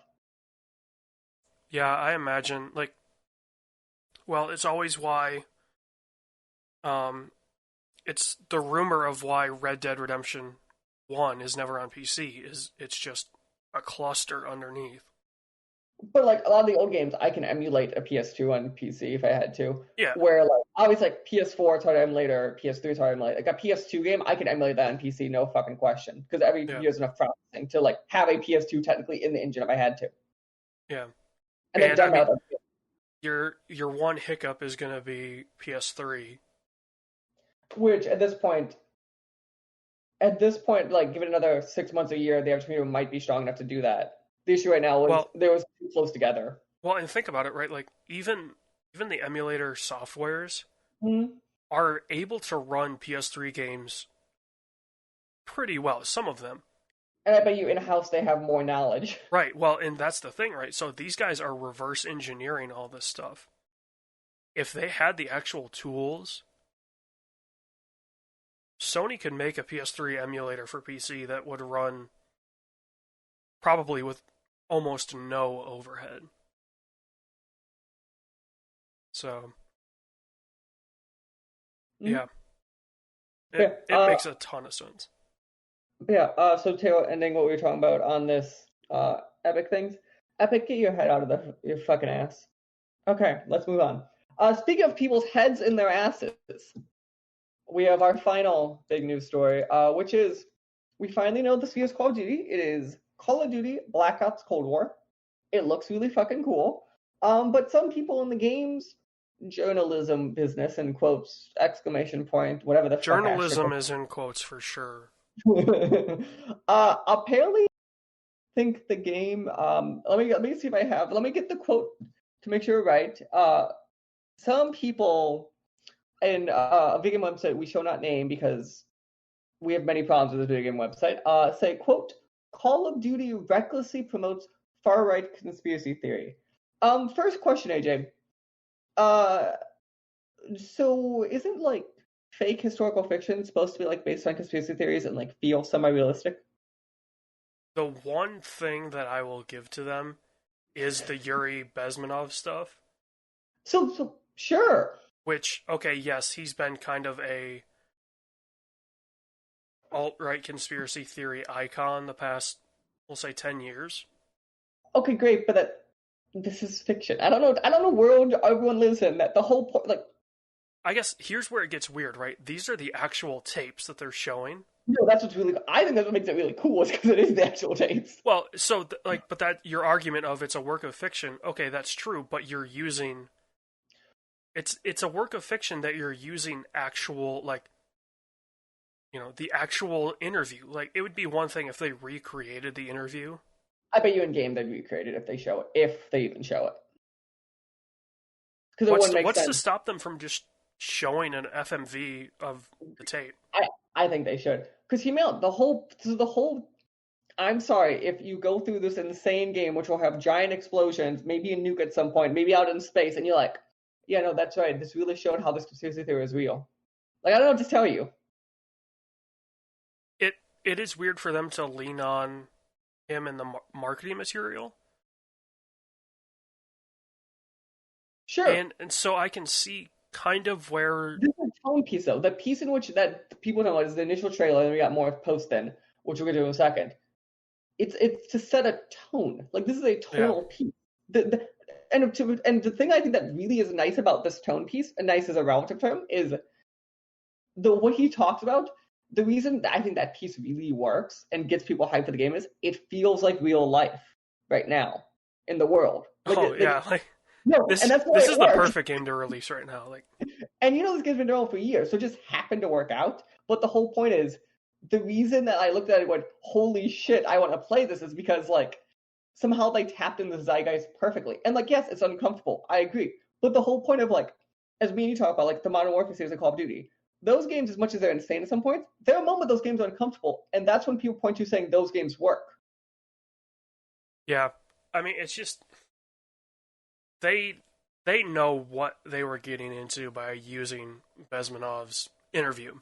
I don't think they knew. Depending when they put that together, they might not have fully known. But yes, Oh, no, that's the thing. He's been a like those tapes have been widely circulated in the past like 10 years. So they knew what kind of what the atmosphere around those tapes is now.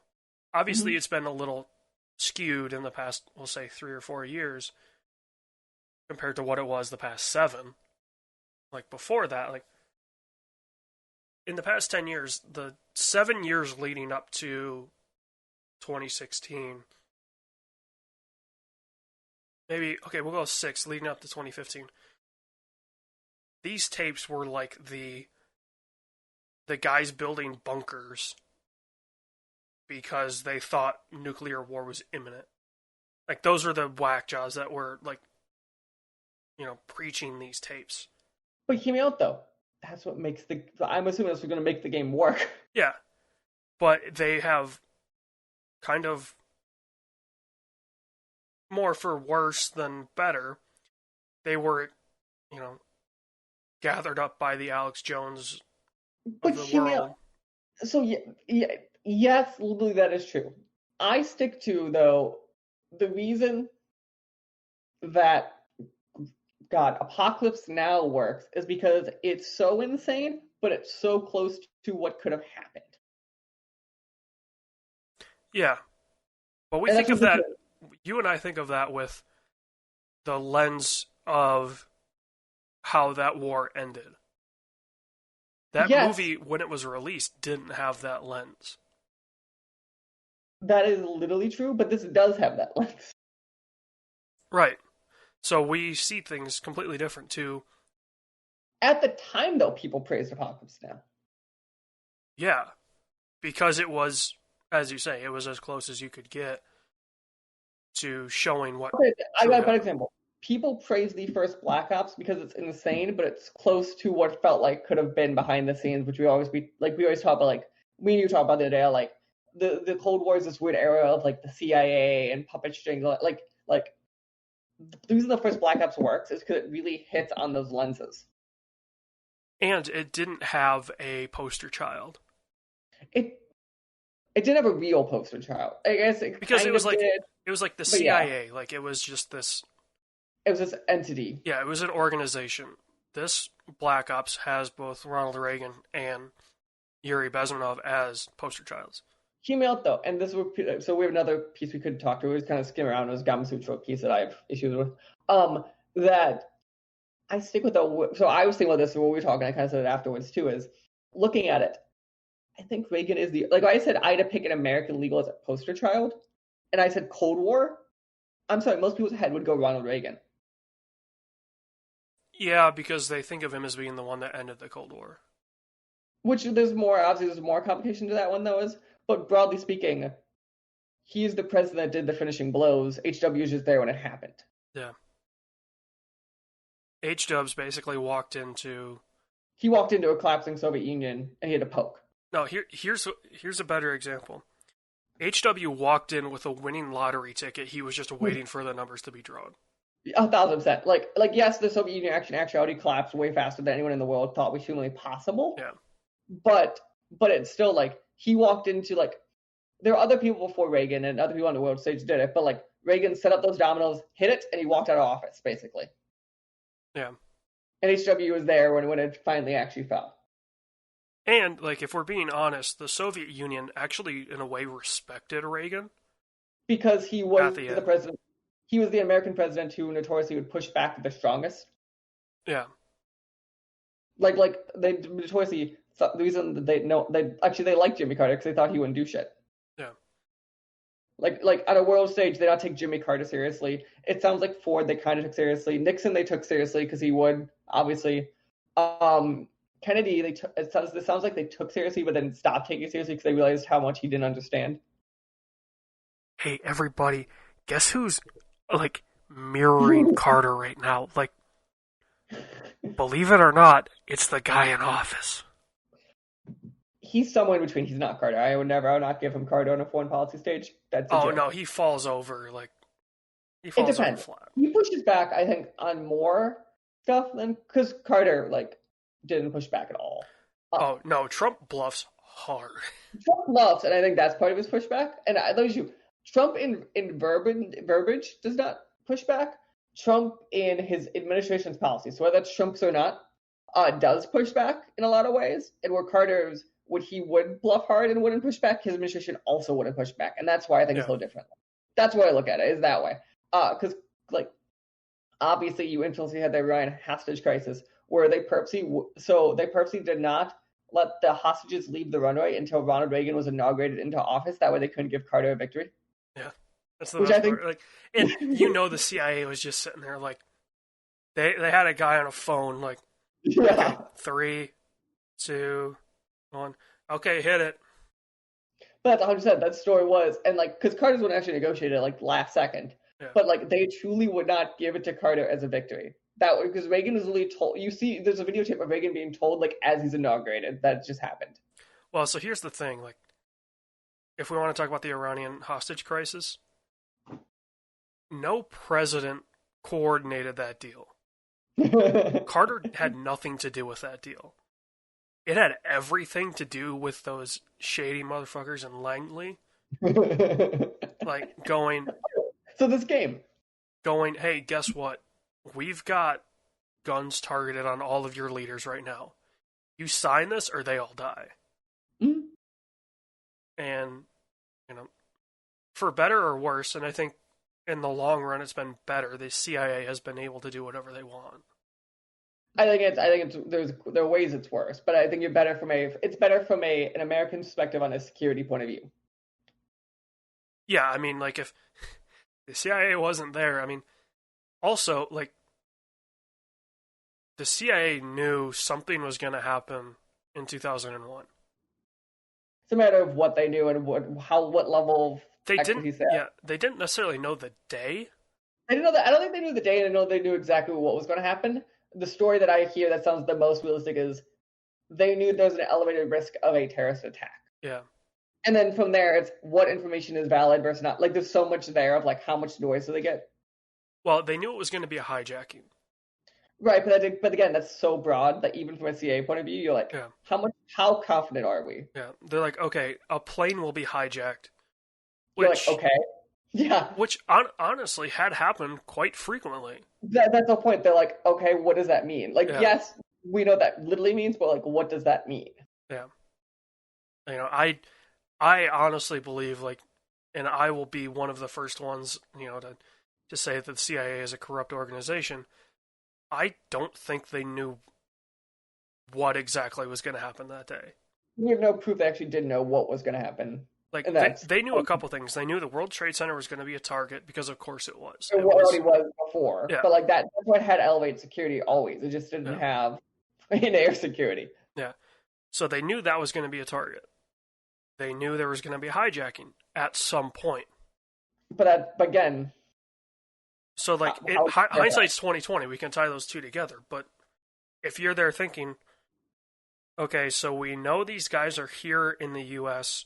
learning to fly, and they're going to hijack a plane. right? Up until then, I mean, these hijackings had been pretty calm. Hmm. You know, the person claimed to have a bomb. They walked in, they landed the plane, they demanded ransom money. They got it. Like, that was it. Like, Hmm. so, yeah. Yeah, it'll be interesting to see how will the CIA be portrayed in this? Because obviously Reagan, much like Carter, was the face of a lot of what the CIA was doing.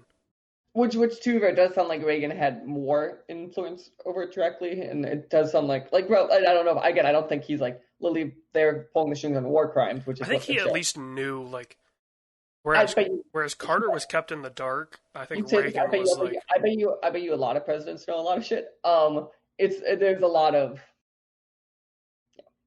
the presidencies. I'd be very curious how many war crimes every president has actually committed or none. been ordering people. How many have they ordered people to commit? Uh, who's Yeah. who was president in like the middle part of Vietnam? Nixon? So Johnson, Vietnam sunk Johnson's presidency. But Johnson was Vietnam at the Johnson, beginning, no. So Kennedy was Vietnam at the beginning. It was a right? Yeah, CIA operation. Technically, it was Eisenhower, but really it was Kennedy. Then Johnson yeah. sunk his presidency in '68. Nixon pulled us out of Vietnam. That's how come he won the Nobel Peace Prize. Him and So Johnson is as far as I can think of.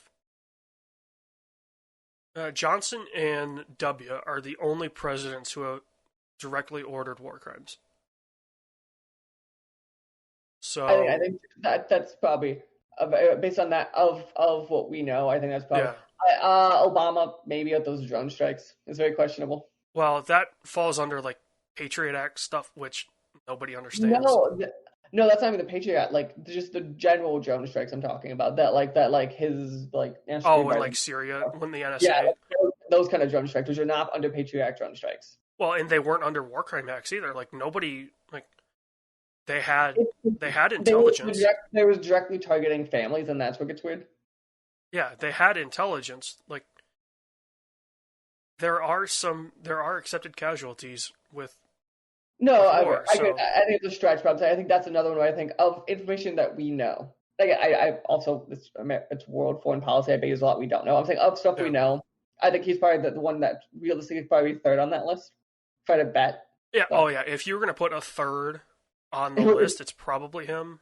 just because technology changed so much during his presidency, also. Yeah, and they were. I mean, they had as much info as you could, right? To be like, okay, here's where they are. We have to do this I'm now. not saying I personally fully disagree with it. Yeah. I don't know enough to say that answer. Right. Yeah. Uh, but like I think broadly speaking that like realistically I was betting. I mean, hell, Johnson bombed the wrong country for 9 years. Hmm. So, So and on who that, did I say? W. So W, it was the invasion of Iraq. Like oh, I was thinking you were assuming the Guantanamo. that's not a war crime though. The It's not considered a war crime. advanced interrogation techniques are. Those are considered crimes against humanity, not war crimes. Don't take the term I used, but that was the term they used. Was it advanced interrogation techniques? Yeah. So have you watched the report on Amazon? Yeah, I have. Yeah. That when they first introduced like these are going to be enhanced interrogation techniques. Torture? No, we No, don't call no, it that. yeah, Yeah, no. the enhanced interrogation techniques are considered crimes against humanity, not war crimes. My apologies, AJ. My apologies. Because technically, where they were conducted in Guantanamo Bay wasn't part of the Yep, base. that is 100% why that's where they were. It was a black site, much like the 50 or 60 black sites in Afghanistan that still operate to this day, where crimes against humanity and war crimes are being committed. Okay. I think that's all the news we have. So let's go. Games we are watching out for in the next couple months. I did fix Cyberpunk, by the way. You got it. Pro Skater 1 and 2. I don't think that's on the list, but No, because I didn't realize we had to put it on. When does that come out? I think it comes out soon. Okay, so Pro Skater 1 and 2, keep an eye out for them. I have Crash It 4. comes out very soon. I know that. It's like beginning of September, so. Maybe it's out. Crash 4, we have October 2nd. Watch Dogs Legion on October 29th. AC Valhalla on November 17th. Cyberpunk 2077 on November 18th. There are other games I need to add to the list I didn't fully get to because it's weird because holidays and we don't know console dates. So that's why I've not put it. That's why there's no next gen stuff on here because we don't really have dates. And I forgot to put Call of Duty on November 13th on here, which is when probably PS5 is coming out. So here's the thing, right? So we are recording this on the final Saturday of August. Mm-hmm. We still, to this day, do not know a release date or a release price. We are roughly a month out. A month and a half out from when they would launch. And Sony said we will give ample time when they announce price. Side note on that one, though, I found out apparently the Switch from announcement to release was like 50 days. Oh, yeah. So I would be curious if they do the same thing. Well, if you're looking at 50 days, we are in that window. Well, not quite. We're close. We are close. Not quite. I think we're like 80 or 70 of like if November 13th was a day. Well, okay, so here's the thing. I was in Florida and I heard it was 75 days to Election Day. And so add a week to that. Or roughly a week. Add 10 days to that. Yeah. We're within 90 days of when. We are. We're at the point where they have to shit you off the pot. I agree on that. Yes. Especially if the rumors are true and it's going to be a $500 box.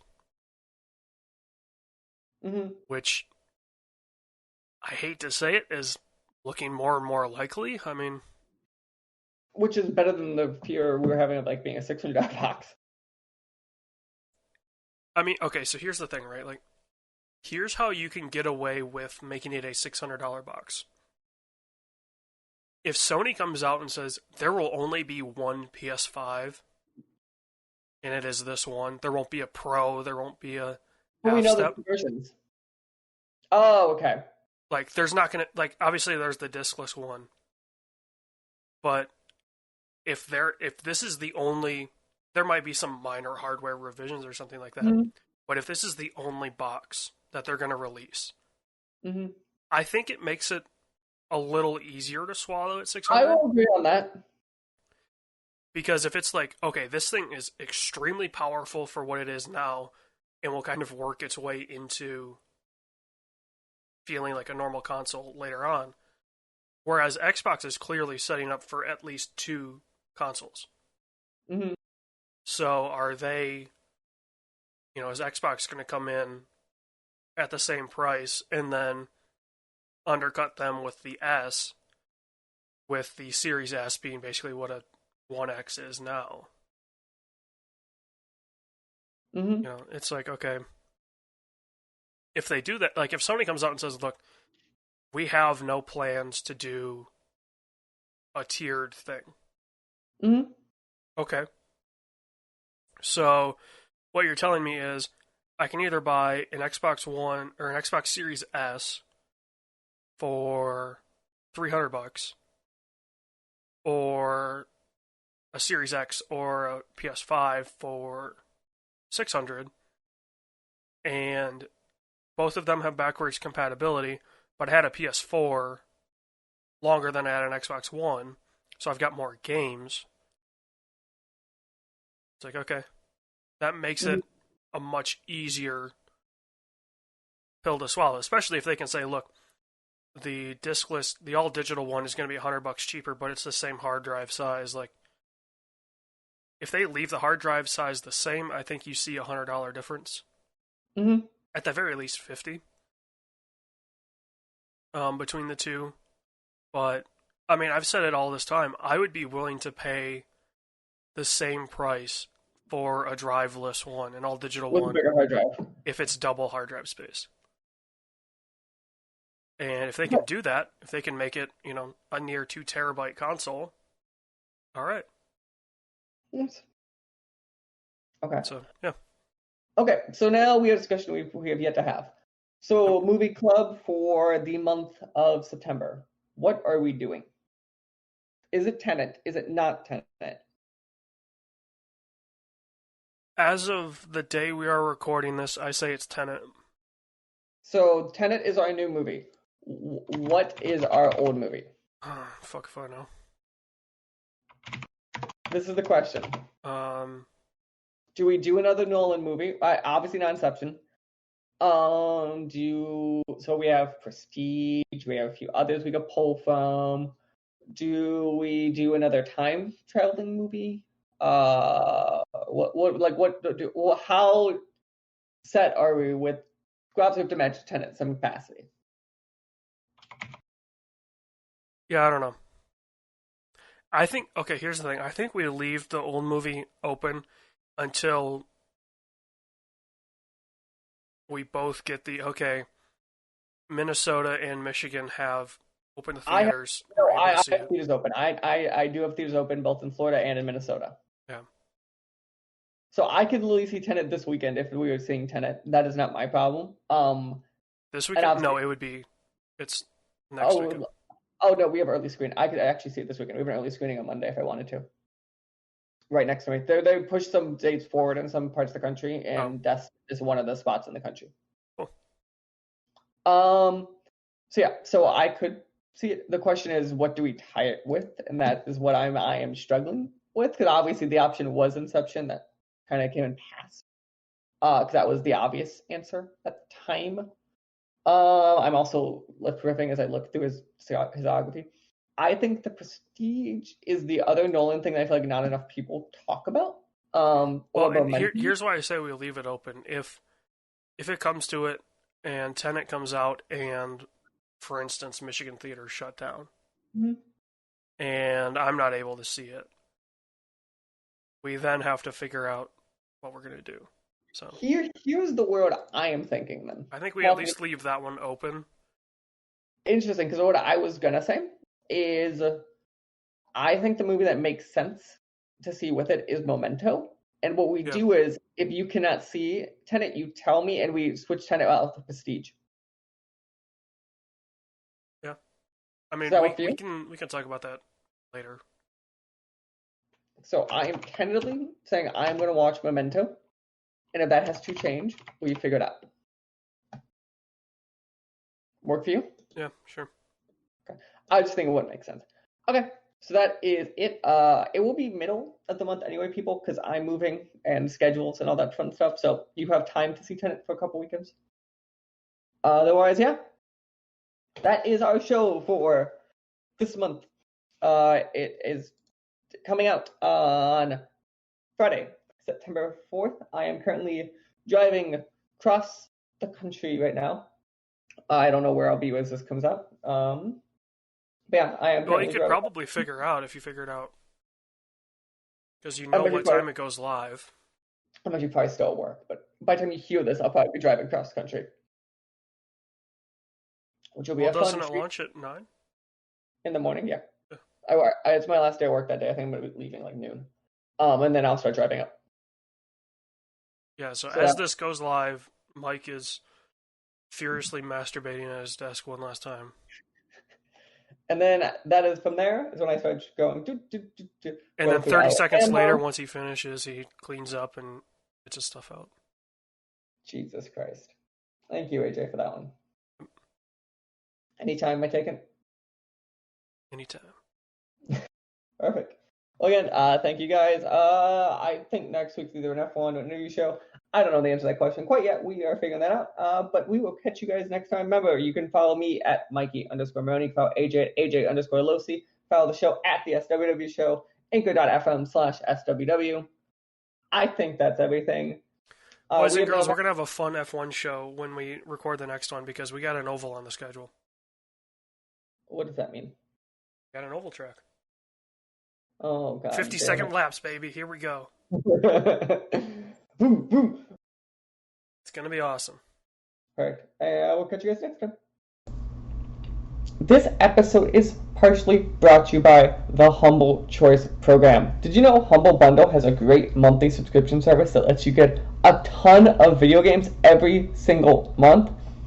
That's right, from plans range from $5 to $20 a month, you get a hold of a bunch of free games they have available to you. And you could use our code down in the description below to go and sign up. It would help our podcast and help you see what great games are available for you this month. This podcast was a production of the SWW Show. To learn more, go to theswwshow.com.